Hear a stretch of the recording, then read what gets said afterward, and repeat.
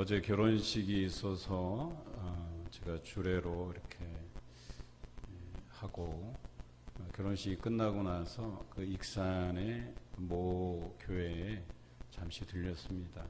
그곳에 제가 존경하는 선배님이 목회를 하고 계십니다. 얼마 전까지만 해도 저희 지역에 가까운 왕궁 지역에서 한 10여 년을 목회하시다가 이제 익산에 그곳으로 이동을 하셨는데 이제 올해 3년 차 이제 목회를 하고 계셔요. 얼마나 열심히 목회를 하시는지 모릅니다. 아주 성품이 온화하시고 제가 존경하는 선배님이시고 또 하여튼 쉼이 없이 부지런히 이렇게 일하시는 목회자입니다. 이런저런 간만에 만나서 담소를 나누고 이제 그분이 제게 또 저를 위해서 또 우리 교회를 위해서 또 기도해 주시고 또 이렇게 뼈 있는 몇 마디 이렇게 말씀을 해 주셨는데 그 중에 인상적인 것이 교회를 새롭게 꾸며가는 것도 중요하고 또 여러 가지 새로운 사역들도 하는 것도 중요하지만 성도들의 마음이 새로워지지 않으면 교회가 성장하기 어렵다라는 이야기를 해주셨어요.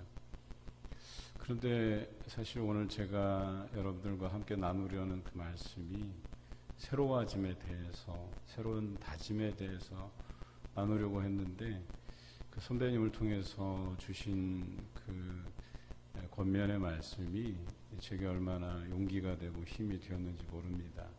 그리고 우리 교회가 앞으로 나아가야 될 그 방향성에 대해서 말씀해 주셨다 하는 생각이 들어요. 하나님께서는 우리를 도우시는 동역자들을 통해서 또 말씀해 주시기도 하거든요. 우리가 올 한 해 본질을 회복하는 교회라는 주제를 가지고 지금까지 열심히 달려왔지만 그 열심히 달려온 과정 안에 우리 성도들의 새로운 마음가짐과 또 그 마음가짐대로 열심히 수고하며 또 일한 만큼의 그 대가를 우리가 누리면서 또 지내왔는지를 한번 점검해 볼 때가 되었다라고 하는 것이죠. 오늘 그런 의미에서 예레미야 선지자를 통해서 이 유다가 망하게 된 이유 그리고 그렇게 망하게 두시지 않고 다시금 그들을 회복시켜가는 과정을 통해서 우리 교회가 이제 정체를 벗어나서 새롭게 성장해 가고 또 우리 성도들이 새로운 마음가짐을 통해서 어떻게 교회를 부흥하게 세워갈 것인가 그런 하나님의 뜻을 발견하는 귀한 시간이 되었으면 합니다. 예레미야 선지자는 주전 587년 남유다가 멸망하기까지 그 이후로도 한 8, 9년 가까이 더 사역을 감당했던 그런 선지자였습니다. 유다가 바벨론의 침략을 받아서 망하게 된 이유를 주변의 많은 사람들은 정치적인 이유에서 찾았어요. 그러니까 물리적인 형태로 뭐 예를 들자면 사회적인 제도가 낡았다든지 아니면 어떤 외교적인 정책을 잘못했다든지 아니면 군사적으로 여러 면으로 새로운 무기를 도입하고 뭐 이런 부분에서 부족했다든지 이런 면에서 그 이유를 찾으려 했지만 예레미야 선지자는 달랐습니다. 남유다가 망한 이유는 하나님의 가르침에 그들이 귀 기울이지 않았기 때문에 하나님의 말씀을 멸시하였기 때문에 생겨난 일이라고 그 이유를 진단했습니다. 우리 예레미야 2장 13절 함께 화면을 보고 읽겠습니다. 내 백성이 두 가지 악을 행하였나니 곧 그들이 생수의 근원되는 부문이 잘못된 것 같네요. 제가 읽어드리겠습니다. 내 백성이 두 가지 악을 행하였나니 곧 그들이 생수의 근원되는 나를 버린 것과 스스로 웅덩이를 판 것인데 그것은 그 물을 가두지 못할 터진 웅덩이들이니라. 이렇게 말씀하고 있습니다. 크게 두 가지로 설명하면, 하나는 하나님을 버린 것이 그들의 실수였고, 또 다른 하나는 하나님의 말씀에 순종하지 않았던 것이 두 번째 실수였다. 이렇게 이야기하고 있습니다. 그들이 하나님을 버리고 우상을 섬긴 탓으로 인해서 그 나라가 망하게 되었다라고 진단한 것입니다. 그렇게 남유다는 바벨론에 의해서 멸망하고 일부는 포로로 잡혀갔지만 또 일부는 예루살렘에 남아서 항전한 사람들이 있었고 또 일부는 다른 데로 도망간 사람들이 있었습니다. 겉으로 볼 때는 끝까지 예루살렘에 남아서 바벨론에 대해서 항전한 사람들이 굉장히 정의로워 보이지만 실상 그렇지 않았다는 거예요. 하나님의 뜻은 바벨론에 항복하고 바벨론에 포로로 잡혀가서 그들이 우상을 섬긴 대가로 70년 포로기를 지내도록 하는 것이 하나님의 뜻이었다는 거예요. 그러니까 노예로서 70년을 그들이 살면서 그들이 하나님께 무엇을 잘못했는가를 반성하고 회개하는 그런 시간들을 가지라고 이런 위기를 맞게 하셨는데도 불구하고 그런 하나님의 말씀에 불순종하고 끝까지 저항하고 싸운 사람들, 그리고 나만 살겠다고 하고 바벨론이 아닌 다른 나라로 도망친 사람들, 이런 사람들에 대해서 하나님은 어떻게 보응하셨냐면 끝까지 저항한 사람들은 어떻게 되었어요? 예루살렘에 양식과 물이 끊겨서 그곳에서 어린 자녀들을 잡아먹는 일들이 생겨났고 결국에는 그곳에서 굶어 죽어가고 서로가 서로를 죽이는 일들로 비참한 최후를 맞게 됩니다. 그리고 도망간 사람들은 어찌 됐냐면 시드기야 왕의 경우 유다의 마지막 왕이었는데요. 도망가다 그들에게 잡혀서 자녀들은 그곳에서 죽게 되고 시드기야는 두 눈이 뽑혀서 바벨론으로 끌려가서 그곳에서 죽게 되었습니다.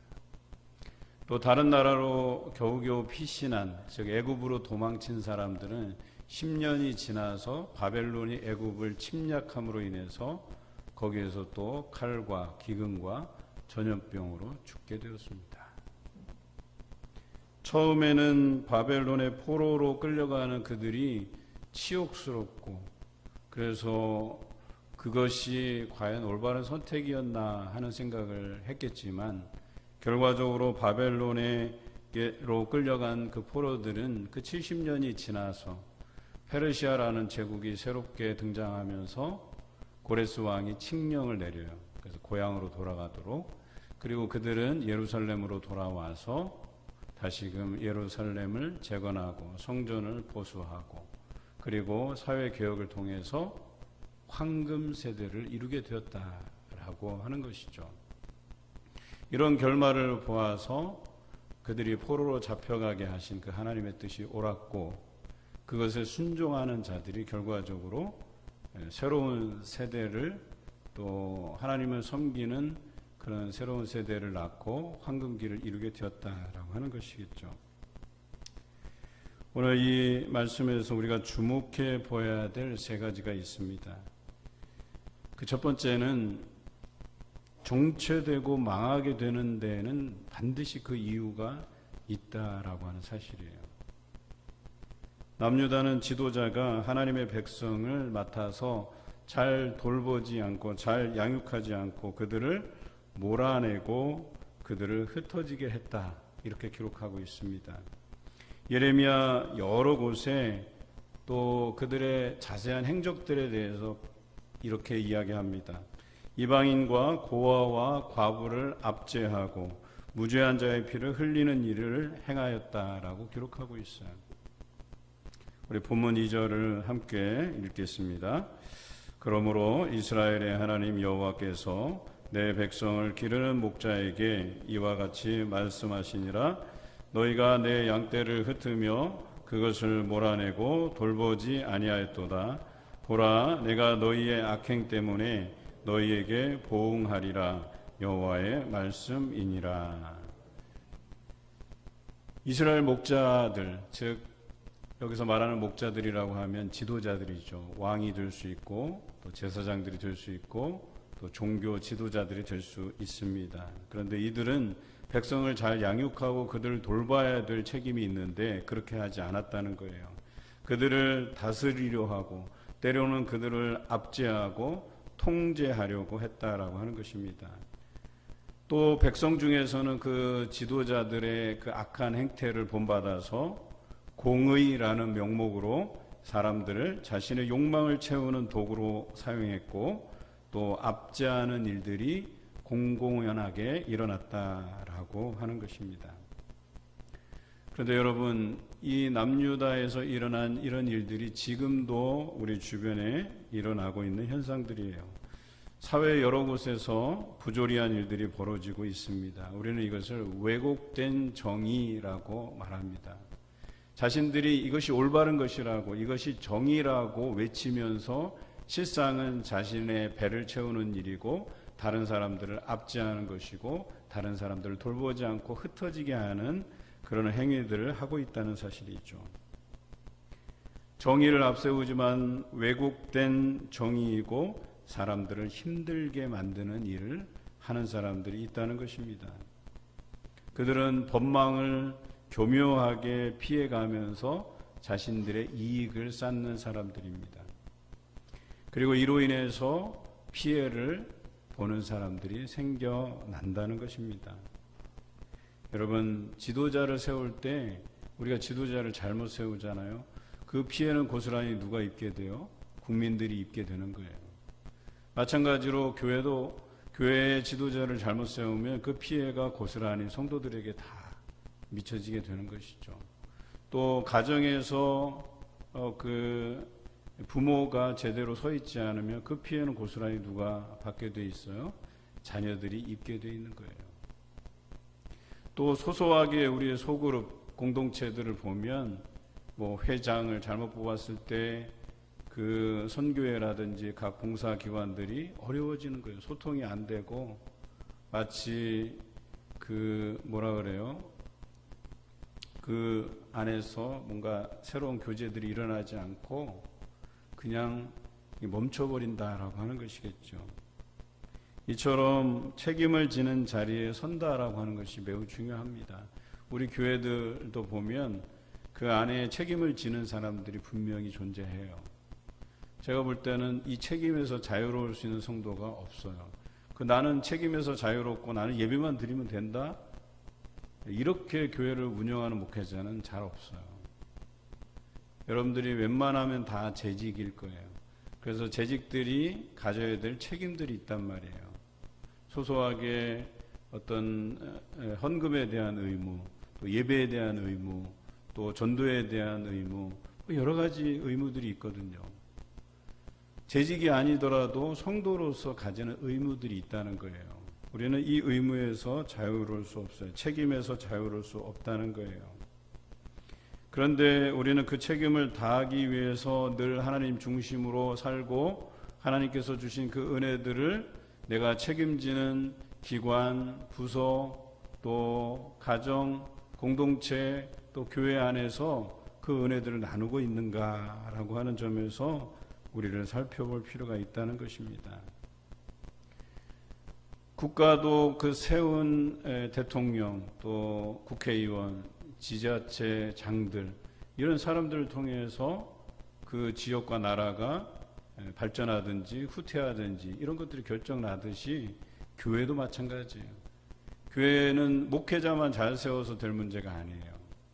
또 지난주에 우리가 임직식을 했듯이 그 항존직들도 잘 세워가야 되고 구역의 리더들도 잘 세워가야 되고 뿐만 아니라 각 여전도회 또 남성교회 또 각 위원회 아래의 부장들 할 것 없이 우리는 신중하게 일꾼들을 세워가야 될 필요가 있다는 거예요.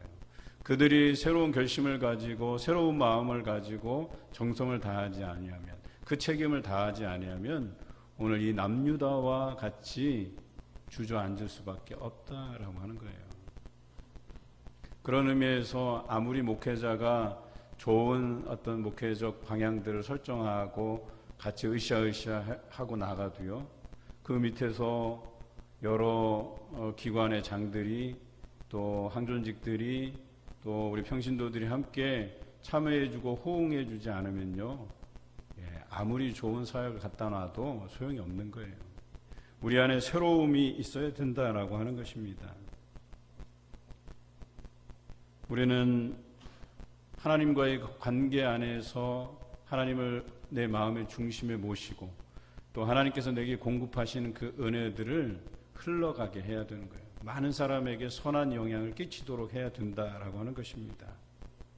목사로부터 모든 재직에 이르기까지, 또 평신도에 이르기까지 우리에게 맡겨진 책임을 다해야 되는 것입니다. 우리가 만약에 잠시라도 이 일들을 위해서 기도의 끈을 놓아버리면 우리는 하나님께로부터 멀어지게 돼요. 말씀에 순종하지 못하게 되는 겁니다. 또 다른 일을 핑계 삼아서 나를 합리화하려고 하는 그 핑계 삼는 일을 계속해서 반복해서 할 수밖에 없어요. 이래서 안 되고 저래서 안 되고 시간이 없어 안 되고 물질이 없어 안 되고.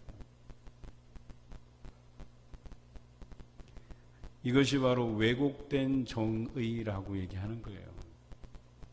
우리는 하나님의 그 말씀에 순종하면서 살아가야 될 의무가 있어요. 또 우리에게 맡겨진 양들을 양육하고 돌보고, 또 우리 믿지 않는 주변의 사람들을 전도해야 될 그런 책임을 가진 존재들이라고 하는 것입니다. 만약에 우리가 이 일들을 행하지 않고 도리어 왜곡된 정의로서 내 목소리를 내고자 하고 내 주장을 펼치고자 한다면 거기에는 하나님의 말씀이 제대로 서질 못한다는 거예요. 그리고 오히려 그것은 당을 짓게 만들고 혼란하게 만들고 평화를 깨트리는 일들이 된다라고 하는 것이에요. 이런 일들이 반복되면 교회는 정체되고 혼란하게 되고 퇴보하게 되는 것이죠. 보통 목회자들은 목회적인 경험이 많이 있어요. 한 교회 담임 목사로서 청빙이 되는 사람들은 대체적으로 전도사부터 목사가 되기까지 여러 과정을 보면 대체적으로 한 15년, 20년 그 이상의 경험들을 해가는 분들이 대다수예요. 그리고 여러분은 많아야 한두 교회, 한 세 교회 이렇게 교회를 경험하시겠지만 저희 같은 경우는 여러 교회를 경험해요. 또 여러 교회의 정보들을 나누고, 또 모범적인 교회들의 어떤 세미나를 굉장히 많이 듣습니다. 그래서 다양한 교회들의 경험을 하게 돼 있어요. 그러다 보면 이 교회 장점이 뭐고, 성도들의 수준은, 영적인 수준은 어느 정도이고, 이런 것에 대한 기준이 있단 말이에요. 그래서 어느 교회에 가서 예를 들어서 설교할 기회가 있어요. 그 설교하다 보면 그런 영적인 바탕, 이 교회의 영적인 수준들을 알 수 있단 말이에요.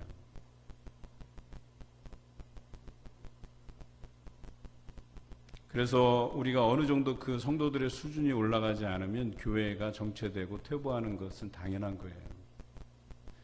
다음 세대도 교사들의 수준이 어느 만큼 올라가지 않으면요, 교회가 성장하지 못해요. 다음 세대 교회들이 성장하지 못해요. 그냥 지역적인 탓으로 또는 다른 탓으로 돌리기에는 그 변명이 궁색한 거예요.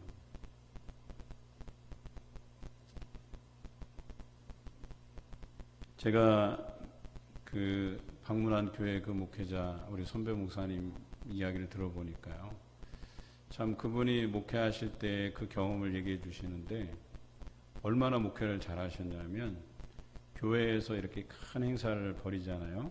그래서 초청잔치 이런 거 하잖아요. 그러면 그 동네는 시골 마을이라 주민이 많지 않아요. 그럼에도 불구하고 교회가 뭘 한다 하고 주민 여러분 모이십시오라고 하잖아요. 그럼 주민이 다 모인대요, 교회에. 그런데 더 대단한 것은요, 그 집회 때 다른 강사 목사님이 오셨고, 그리고 이 목사님, 담임 목사님이 광고 시간에 어느 분 오셨다고 그 동네 주민, 그 교회 교인이 아니고 그 동네 주민인데 그냥 인사차 오시는 동네 주민들 이름을 갖다 다 언급을 하니까 강사로 오신 목사님 깜짝 놀라더래요.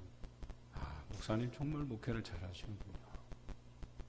그런데 그 목사님의 역량뿐 아니라 그렇게 만들게 한 성도들의 역량이라고 얘기하는 거예요. 그게 성도들이 얼마나 열심을 다하고 그런 행사 때마다 사람들을 불러 모으고 초청하고, 그리고 그 초청이 자연스러운 것이 되고 교회 나오는 것이 1년에 몇 차례 안 되지만 그것이 자연스러운 것이 되었다라고 하는 거예요. 여러분, 리더들이 거듭나지 아니하면 교회가 이 정체기를 벗어나기 어려워요. 성장하기 어렵다는 거죠. 남유다 지도자들의 그 타락과 거듭나지 아니함이 백성의 타락으로 이어졌고 결과적으로 나라가 망하는 결과를 가져오게 되었습니다. 각자의 자리에서 책임 있는 성도와 리더로서의 역할을 감당해 가시길 주님의 이름으로 축원합니다. 정의롭지 못한 목자들로 인해서 하나님의 백성이 흩어졌고 하나님께서는 그 목자들에 대해서 보응하셨다 그랬어요. 그러니까 그 목자들에게 책임을 물었다라고 하는 것이죠. 그리고 나서 하나님께서는 흩어진 그 양떼들, 그 백성들 중에서 남은 자들을 불러 모으시고 그들을 기르고 그들을 책임질 새로운 목자들을 세웠다라고 성경은 기록하고 있어요. 우리 본문 3절과 4절 우리 같이 화면을 보고 읽겠습니다. 내가 내 양떼에 남은 것을 그 몰려갔던 모든 지방에서 모아 다시 그 우리로 돌아오게 하리니 그들의 생육이 번성할 것이며 내가 그들을 기르는 목자들을 그들 위에 세우리니 그들이 다시는 두려워하거나 놀라거나 잃어버리지 아니하라. 여호와의 말씀이니라. 하나님께서 흩어진 자들 중에 남은 양떼들을 모으시겠다고 그랬어요. 여기서 남은 자 사상이 있는데요. 이사야서에서도 남은 자라고 표현하고 있어요. 지도자들이 타락해서 그 타락을 또한 그 타락의 영향을 받은 백성들까지 이들을 하나님께서 다 심판 가운데에서 그들에게 보응하셨어요.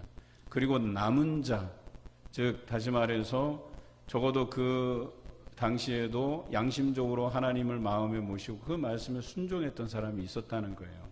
그 남은 자들을 하나님께서 불러 모으시고 그들을 통해서 그 70년 바벨론 포로기를 지나서 다시 그들을 모아서 새로운 지도자를 세우고 그들이 황금 세대를 이루도록 하나님께서 생육하게 하시고 번성하게 하시고 다시는 그들을 잃어버리지 않게 하셔서 새로운 역사를 이끌어내셨다라고 하는 것입니다.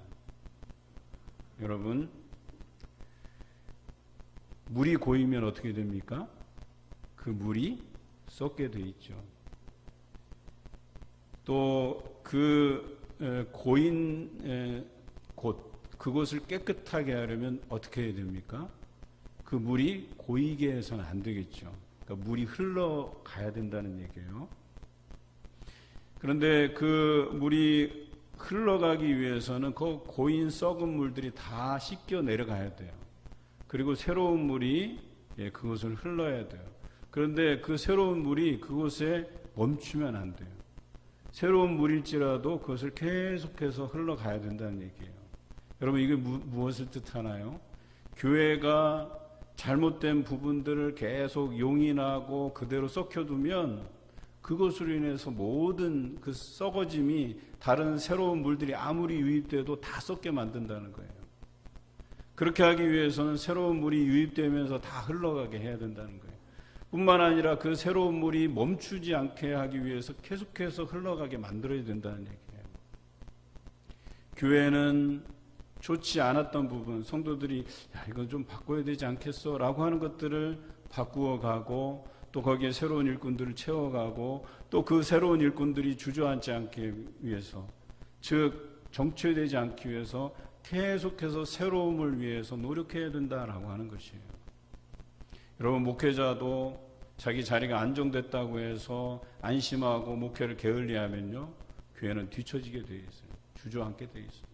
목회자는 계속 새로움을 입어야 되고 또 새로운 사역들을 만들어 가야 하고 그 새로운 사역들을 위해서 성도들을 일깨워야 되고 말씀으로 그들이 새로움을 있게 만들어야 된다는 거예요. 성도들도 지금 이 자리에서 이게 좋사오니 하면 끝나는 거예요.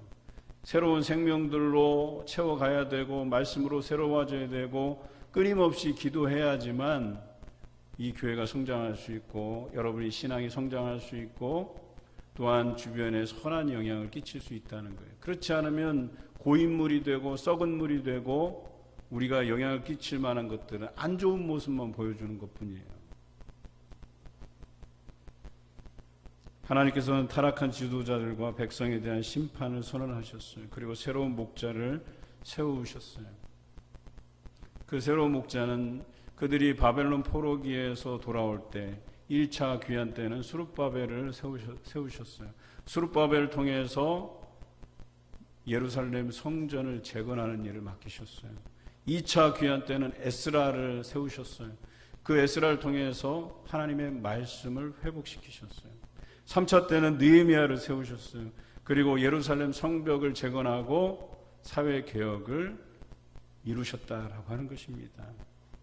그런데 느헤미야의 개혁만 보고 볼 때 느헤미야의 역량만 가지고 한 것이 아니에요.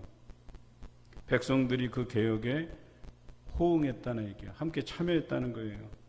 지도자를 새롭게 세웠고 율법책을 읽으며 회개하며 말씀에 순종하게 했고 예루살렘 성벽을 재건했고 도비야와 같은 불순한 세력을 몰아냈고 하나님의 일을 감당할 레위인들을 위해서 11조를 제대로 드리게 했고 곡식이나 돈을 빌려줄 때 이자를 받지 않게 하였고 이방 여인들을 아내로 두지 않도록 그렇게 과거의 잘못들을 개혁하고 유다 백성들을 새로운 백성으로 태어나게 했다라고 하는 점입니다. 하나님께서는 흩어진 백성 중에서 남은 자들, 즉 하나님을 열심히 섬기는 이들을 불러 모으시고 정의로운 목자를 세워 새로운 나라를 이루게 하셨습니다. 우리가 지난주 임직식을 통해서 새로운 일꾼들을 세워주셨습니다. 여러분 잊지 말아야 될 사실은요, 임직자들이 성도를 섬기고 돌보고 양육하는 일에 최선을 다해가야 한다라고 하는 사실이에요. 우리 임직자들이 썩은 물이 되지 않기 위해서 날마다 새로움을 입어야 된다는 거예요. 과거보다 더 열심을 내야 되고 우리가 11주 동안 교육한 것처럼 우리가 준비한 것처럼 사명자로 예배자로 기도자로 전도자로 계속해서 거듭나지 아니하면 우리가 임직할 필요가 없는 거예요. 사실 매번 일꾼들을 세우는데 그 일꾼들이 처음 열심보다 더 못해지고 변질되고 변해버린다고 한다면 임직식을 할 필요가 뭐 있어요. 새로운 일꾼을 뽑아봤자 계속 그렇게 될 것을. 그런데 저는 새로운 희망을 갖는 거예요. 이 임직자들이 세워지고 그들이 쌓은 예배 훈련, 배움의 시간, 사명의 선언, 기도의 제목들을 세워갔는데 이것들을 이 실천해야 될 덕목들을 그들이 잘 실천한다고 하면 우리 성도들이 보게 될 것이라는 거예요. 아, 임직자는 이래야 되는구나. 일꾼이 되기 위해서는 이래야 되는구나 라고 하는 그런 기준들이 척도들이 세워질 거라는 얘기예요. 그래서 우리 성도들이 그것을 보고 더 열심히 그들을 따르려고 행할 것이다 라고 하는 것이죠. 그런데 이 척도의 기본은 뭐냐? 예수 그리스도이십니다. 그들이 예수 그리스도를 본받을 때에 우리 성도들도 함께 호응하고 따라갈 수 있다라고 하는 것이겠죠.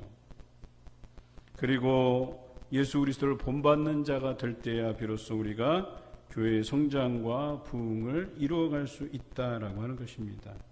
이러한 일들이 또 새로운 일꾼 세워짐과 동시에 우리가 함께 호응하고 협력해 갈 때 우리 교회가 성장하고 부흥에 갈 줄로 믿습니다. 하나님께서 유다 백성의 회복에 국한하지 않고 모든 백성에게 이러한 회복이 일어나게 하시기 위해서 우리에게 보내어 주신 분이 예수 그리스도이십니다. 오늘 본문에는 다윗에게 한 의로운 가지를 일으키시겠다고 약속해 주십니다. 바로 그분이 예수 그리스도이십니다. 예수 그리스도의 그 죽음과 부활을 통해서 모든 백성에게 구원을 약속해 주셨습니다. 여러분, 이 구원이라고 하는 것은 새로움을 입는 것이에요. 과거와 같지 않고 새로움을 입어서 거듭난다는 의미예요. 부조리한 것들을 바꾼다는 이야기예요. 누구도 차별받지 않게 한다는 이야기예요. 누구나 동의하고 모두에게 유익한 결정들을 해간다는 이야기예요. 예수님께서는 이러한 일들을 행하셨다라고 하는 것이죠. 우리를 하나님과 회복하게 하시고 사람과 사람과의 그 관계를 화목하게 하셨고 또 사람과 피조물인 이 자연들과 화목하게 만드셨다라고 하는 것이에요. 그런데 죄라고 하는 것은 그것을 방해해요. 하나님과의 관계도 깨트리고 사람과 사람과의 관계도 깨트리고 사람과 자연과의 이 화목함도 깨뜨린다라고 하는 것이죠. 여러분, 우리 주변에 잘 살필 필요가 있어요. 화목을 깨뜨리고 평화를 깨뜨리는 일들은 하나님께서 원하시는 일들이 아니에요. 저는 여러분들이 그런 제대로 된 신앙적 안목을 가지신 분들이라고 판단합니다. 그런 화평을 깨뜨리고 당을 짓고 세력을 만드는 것, 여기에서 떠나야 돼요. 다 버려야 돼요. 경계해야 돼요. 고린도 교회가 당 짓는 일들로 인해서 많은 고난을 당했어요. 많은 힘든 일을 겪었어요. 주로 거기에 얽혀진 것들은 목회자에 관한 부분이었었어요. 베드로파, 또 바울파, 아볼로파, 그리스도파, 구관이 명관이다, 바울을 따르는 사람이 있었고, 새롭게 지도자로 온 아볼로가 젊고 멋지고 설교도 잘하고 아볼로 편들고, 또 다른 사람들은 다른 교회 가보니까 베드로라는 사람이 있는데 대단한 열정파이고 그래서 베드로를 따르고, 나는 이도저도 아닌 그리스도파다라고 또 새로운 주장들을 하고, 교회가 그냥 당으로 난립을 해버린 거예요.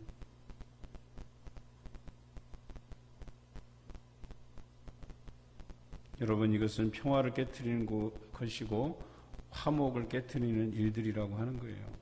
교회가 이런 일꾼을 원하는 게 아닙니다. 화목하고 화평한 교회를 이루기를 원하는 것이겠죠. 이것이 하나님의 공의이시고 하나님의 뜻이라고 이야기하는 것입니다.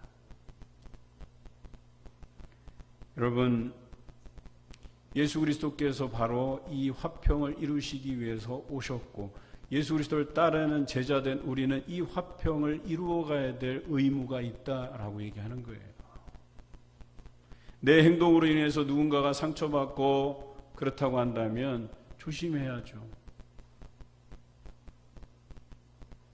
그래서 분내는 것이 하나님의 의를 이루지 못한다고 되어 있어요. 여러분, 교회에서 화내는 거요, 별로 바람직하지 못해요. 저도 성격이 우리 아버님 성격을 닮고 우리 어머니 성격을 반 닮아서 한편으로는 조금 조용하고 고분고분한 성격도 있지만 한편으로 저희 아버님처럼 욱하는 성격도 있어요. 뭐가 잘 안 돌아가면 큰 소리가 나요. 그런데 이걸 컨트롤 하려고 해도 간혹 이게 드러나요, 저도. 그런데 그게 하나님의 의를 이루지 못해요. 왜냐하면 그것이 누군가에게 상처가 되고 거북한 것이 되기 때문에 그래요. 그런데 왜 이런 일이 생기느냐? 내 목소리를 내고 싶어서 그런 거예요.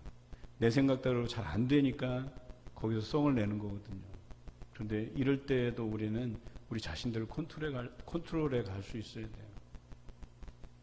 화목을 위해서 일해야 돼요. 화평을 위해서 일해야 돼요. 화가 나도 참아야 되고 은혜로서 해야 되는 거예요. 여러분의 생각을 이루어가는 일이 공의가 아니라 하나님의 뜻을 이루어 드리는 일이 공의입니다. 예수님께서 하나님의 공의이듯이 여러분이 하나님의 공의를 드러내 주시길 주님의 이름으로 기원합니다.